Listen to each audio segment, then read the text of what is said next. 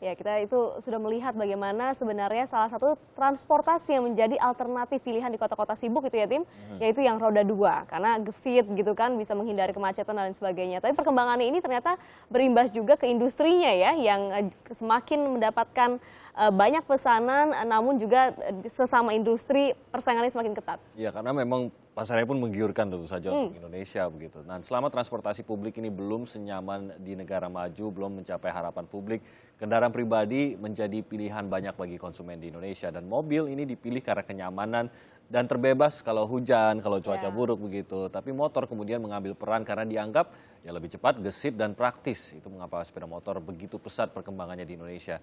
Kita akan berbicara mengenai hal ini dan juga mengenai bagaimana melihat persaingan usaha tadi itu ya.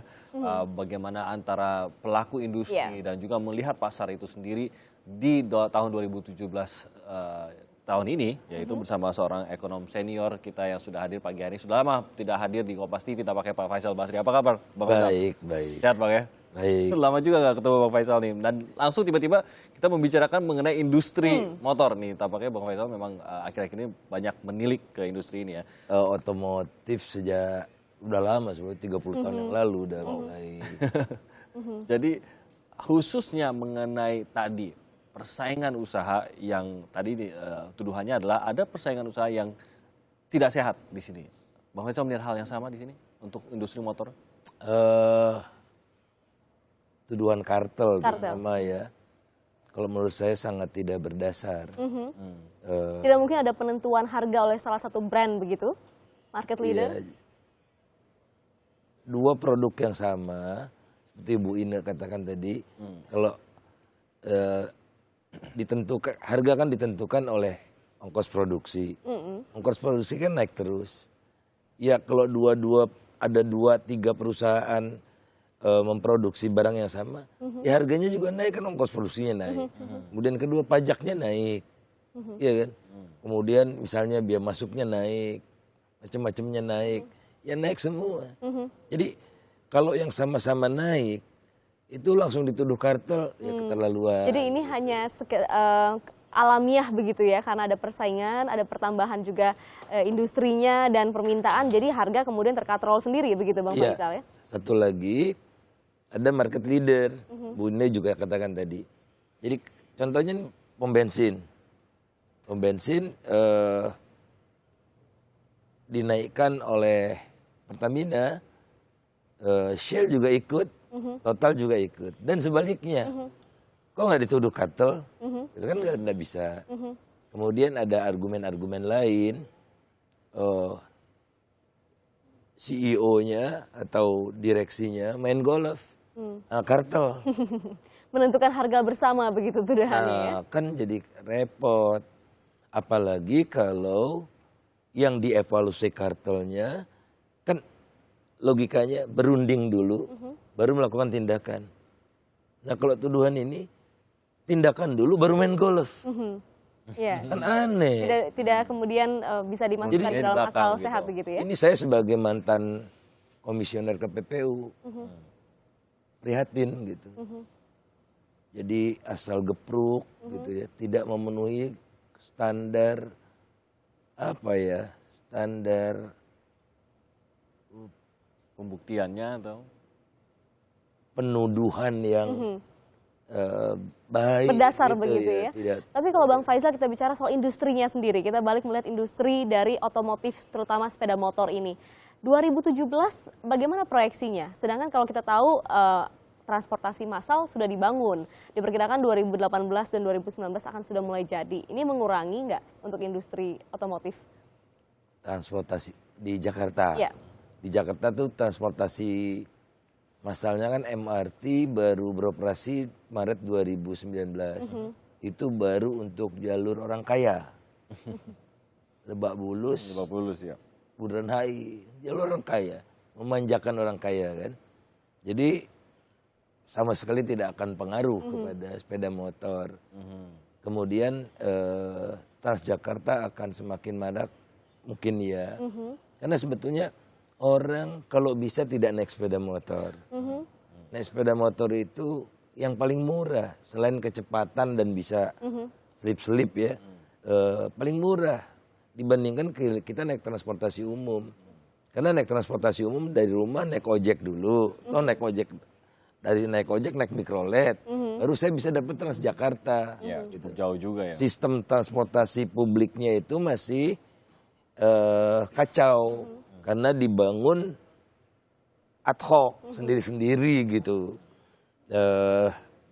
Kalau konsepnya kan bagusnya Transjakartanya ada di MRT-nya keliling kota, sinergi begitu ya. Transjakartanya jadi jari-jari. Sekarang jalur MRT sama jalur Transjakarta kan numpuk pada waktu yang sama. Tapi 10 tahun ke depan jangan terlalu berharap kemacetan akan menurun signifikan. Karena tetap saja yang namanya pertumbuhan jalan itu hanya 0,0 sekian persen, pertumbuhan transportasi kendaraan umum Jauh lebih besar. 12%. Iya. Jadi sepeda motor adalah alternatif satu-satunya buat orang menengah. Dan ke bawah. 2017, 2018 ini akan masih terus bertambah begitu ya, justru bertumbuh. Akan terus 2016 turun. Ini kan penurunan sampai mencapai 8 juta. Kemudian turun karena BI-nya jahat. Menerapkan LTV, loan to value ratio. Jadi kalau mau beli sepeda motor itu uang mukanya harus lebih Lebih besar begitu ya. tinggi, lebih besar. Itu turun. Dan LTV ini tidak dikoreksi sampai sekarang. Jadi pertumbuhan sepeda motor tetap turun. Sementara kalau kita lihat mobil sudah naik. Nah, jadi kalau orang miskin itu dibikin susah melulu sama pemerintah ini. Kalau dari jumlah motor itu sendiri kan banyak yang juga komplainnya adalah sudah terlalu besar jumlahnya, dan apalagi pembelian motor terkadang justru kepada mereka yang di bawah umur untuk mengendarai motor dan lain-lain. Hal-hal seperti ini kan akhirnya mengikuti keadaan karena kendaraan umum tidak memadai atau tidak memuaskan begitu, akhirnya mereka membeli motor. Apakah memang sebenarnya peraturan-peraturan itu seharusnya memang diperketat untuk pembelian kah atau bagaimana? Senjata api juga disalahgunakan, mobil juga disalahgunakan, anak menteri juga nabrak orang mati, gitu kan? Tapi kok nggak dipermasalahkan? Cuma yang dipermasalahkan sepeda motor. Kalau Anda datang ke Taiwan, yang naik sepeda motor itu banyak yang naik sepeda motor di sana, justru dikasih tempat parkir yang sedekat-dekatnya, karena kan tujuannya mobilitas. Iya. Jadi coba Anda bayangkan Gojek itu kita pesan makanan di satu mall, tempat parkirnya jauh. Kalau di Taiwan itu pertama karena menopang ini sepeda motor. Dan orang beli sepeda motor, mayoritas beli sepeda motor untuk kebutuhan produktif kok. Kerja, ya. Kemudian ngojek, apa segala macam. Ekses ada, iya betul. Gitu. Jadi naik sepeda motor juga bayar pajak. Jadi dia menggunakan ruang jalan sedikit gitu. Harusnya lebih dimanja dibandingkan dengan mobil. Gitu. Kalau ini dari sisi industrinya, Bang Fasil tadi kan kita bicara soal masih ada kemungkinan bergerak akan lebih baik lagi untuk pembelian dan lain sebagainya. Tapi untuk pembuatan atau juga pabrikannya ini, Indonesia sebagai salah satu negara yang dilirik oleh banyak brand untuk bisa memunculkan produk-produk di sini, Anda melihat ini juga masih masa depannya akan bagus atau justru dibutuhkan impor ini karena banyaknya kemudian kebutuhan atau justru bisa ekspor karena kita juga sudah memiliki banyak produksi di Indonesia?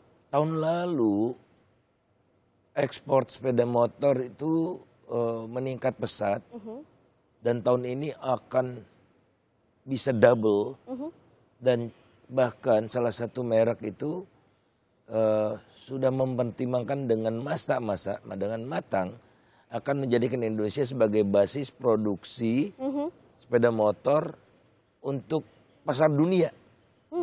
Jadi produksi kita 6 juta, pasar dunia bisa double. Kalau tidak mengandalkan pasar dunia, 5 tahun ke depan industri sepeda motor sudah akan mulai melemah. Udah mencapai puncaknya, orang beralih ke mobil yang murah-murah itu kan, yang apa LCGC ya, LCGC, kemudian upgrade terus kan sekarang berlomba-lomba untuk mencapai itu. Nah ini proses transisi ini tetap akan menghasilkan pertumbuhan, tapi pertumbuhannya melambat, kemudian dia turun, digantikan oleh mobil murah. Karena itu kemudian pasar ekspor menjadi sasaran ya? Pasar ekspor ini di Afrika, di Asia Selatan, Latin Amerika, dan sekarang mulai tren juga di negara-negara maju, orang naik sepeda motor lagi. Gitu. Seperti yang saya kaget di Taiwan ya, duh, banyak sekali gitu sepeda motor. Sudah maju begitu ya? Iya, jadi apa ya, ada semacam cycle yang dibantu juga oleh negara-negara maju sebagian di Eropa. Oke, Bang Faisal, terakhir sedikit mengenai tadi itu, mengenai tuduhan kartel. Apa yang harus dilakukan? Apakah harus ada membuktikan dirikah dari perusahaannya, atau ada apa yang harus dilakukan untuk menjelaskan mengenai itu tadi, tuduhan kartel itu tadi? Saya rasa sudah banyak expert ya yang bersaksi gitu. Ya ada juga indikasi cacat apa data gitu ya. Kemudian ada etika juga yang dilanggar macam-macam begitu ya, oleh KPPU gitu. Jadi saya sungguh sangat prihatin deh. Saya tidak mau bersaksi di KPPU itu kalau kita tidak keterlaluan. Ya, jadi tolong proses pengambilan keputusannya itu yang serasional mungkin. Anda itu diawasi oleh banyak orang, banyak ahli, kemudian jangan sombong. Jadi Anda bayangkan, komisioner yang tidak menangani perkara, sidang belum, tapi sudah berkoar-koar di publik bahwa ini sudah kartel. Nah kalau kemudian ada yang sudah tersebar begitu, apakah ini akan mempengaruhi ekspor yang dilakukan oleh industri? Tentu saja mereka berpikir kan, ini bisnis di Indonesia kok aneh, berbuat baik juga salah gitu ya. Jadi tentu saja mereka berpikir, udahlah, ingat Vietnam ini siap menerkam. Ya, Vietnam itu memberikan iming-iming yang luar biasa, kita kehilangan opportunity lagi. Gara-gara KPPU-nya semakin beringas gitu. Ya, semakin semakin melanggar etika-etika dasar deh. Akal sehat, landasan teori, dan sebagainya itu. Ya, jadi bisa dikatakan ini akan ada pengaruhnya begitu untuk industri otomotif yang ingin melakukan ekspor jika tidak tertangani apa yang beredar di masyarakat atau juga isunya mengenai kartel otomotif ini ya. Saya rasa akan sangat mempengaruhi dan membuat grogi. Orang invest itu ratusan juta dolar, bahkan bisa miliar US dollar untuk bisa menjadikan Indonesia basis produksi buat pasar dunia gitu kan. Enggak sekedar jualan kacang besok udah laku pulang. Udah, dia harus membangun facility, pastian gitu. Dan kan ada practices di tempat-tempat lain ya. Saya confident sekali gitu, karena dari awal itu prosesnya sudah tidak benar. Jadi proses sudah tidak benar menghasilkan yang tidak benar gitu. Jadi harus dibangun kondisi yang kemudian baik untuk industri otomotif ini bisa berkembang di Indonesia, karena ada potensi ekonominya di sini yang besar. Sangat untuk besar. bangsa kita ya. Kalau sepeda motor buat pasar dunia, kalau mobil setidaknya untuk pasar regional. Kalau Anda datang ke Mesir, Anda datang ke Timur Tengah, Anda datang ke Filipina, itu mobil-mobil buatan Indonesia, buatan Sunter, itu ada di mana-mana, coba bangga enggak? Oke, itu yang harus jadi target. Dan itu juga banyak dihasilkan oleh orang-orang Indonesia, desainnya orang Indonesia semua. Wow. Oke, baik. Terima kasih banyak Faisal Basri.